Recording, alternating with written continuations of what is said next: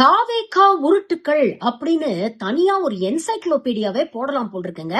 அந்த அளவுக்கு டிசைனா விதவிதமா உருட்டுறாங்க. இந்த உருட்டுக்களா உண்மையா இல்லையா அப்படிங்கறது ஒரு சாதாரண கூகுள் சர்ச் பண்ணா தெரிஞ்சு போயிடும். ஆனா அத கூட பண்ற அளவுக்கு நம்ம நண்பா நண்பீஸ்க்கு பொறுமை இல்லையா இல்ல அறிவு இல்லையா அப்படிங்கறது தெரியல.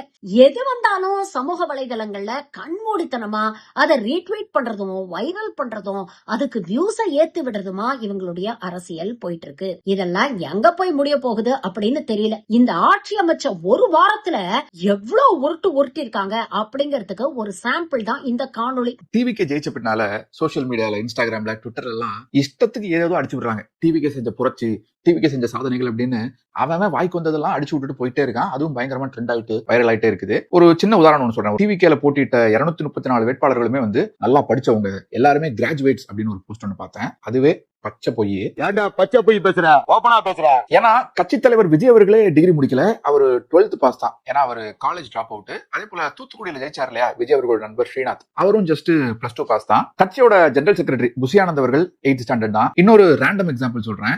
நம்ம லெஃப்ட் பாண்டி இருக்காரு, அதுதாங்க rowdy left Pandi, 9 criminal case இருக்கே அவர் தான். அவர்லாம் 8th ஸ்டாண்டர்ட் வரை தான் படிச்சிருக்காரு. அதே போல தாமு விஜய் அப்படிங்கிற ஒருத்தர் இருக்காரு, அவரும் 8th ஸ்டாண்டர்ட் தான். ஈசிஆர் சரவணன் ஒருத்தர் இருக்காரு, அவரெல்லாம் 5th ஸ்டாண்டர்ட் தான். உண்மை இப்படி இருக்கப்போ 234 கிராஜுவேட்ஸ், 234 பட்டதாரிகள் அப்படின்னு பயங்கரமா ஃபயர் விட்டுக்கிட்டு இப்படிலாம் உருட்டிட்டு இருக்கிறதுலாம் நியாயமா? இந்த மாதிரிலாம் 1-2 போஸ்ட் இல்ல, தாவேகா ஆதரவாளர்களும் தாவேகா நிர்வாகிகளும் இப்படி எக்கச்சக்கமான பொய்களை பரப்பிட்டு இருக்காங்க. அந்த பட்டியல் ரொம்ப பெருசு. விஜய் அவர்கள் தான் தமிழ்நாடோட யங்கஸ்ட் சிஎம் அப்படின்னு ஒரு போஸ்ட போட்டு அவங்களே அதுக்கு ஃபயர் விட்டு அதை அவங்களே ட்ரெண்ட் ஆக்கிட்டு இருக்காங்க. தம்பி இதெல்லாம் உருட்டு அப்படிங்கறத நீங்க கூகுள்ல சும்மா தேடினாலே 2 செகண்ட்ல தெரிஞ்சிருப்பா.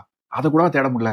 இல்ல தெரிஞ்ச இந்த மாதிரி பொய்யா அடிச்சு விடுவோம்னு அடிச்சு விடுறீங்களா? விஜய் அவர்களுக்கு இப்ப 51 வயசு ஆகுது. கலைஞர், ஜெயலலிதா எல்லாம் அவங்க 44 வயசு 43 வயசு இருக்கும் போதே முதல்வர் ஆயிட்டாங்க. இன்ஃபேக்ட் விஜய் அண்ணாவோட காமராஜர் அவர்களை கம்பேர் பண்ணீங்கன்னா அவரே எங்க சிஎம் தான். ஏன்னா அவர் 50 வயசுலயே சிஎம் ஆயிட்டாரு. விஜய் அவர்களோட 1 வயசு கம்மியாவே அவர் சிஎம் ஆயிட்டாரு. ஏன்டா பச்சை பொய் பேசுற? இனி வரும் 5 வருஷத்துல இன்னும் எவ்வளவு உருட்ட போறாங்களோ. இவங்க உருட்டுக்கே தனியா ஒரு அகராதி எழுதலாம் போல் இருக்கு. அந்த அளவுக்கு உருட்டுறாங்க. கொஞ்சம் பார்த்து உருட்டுங்கப்பா. ரொம்ப ஓவரா உருட்டி ஒண்ணுமே இல்லாம போயிட போகுது.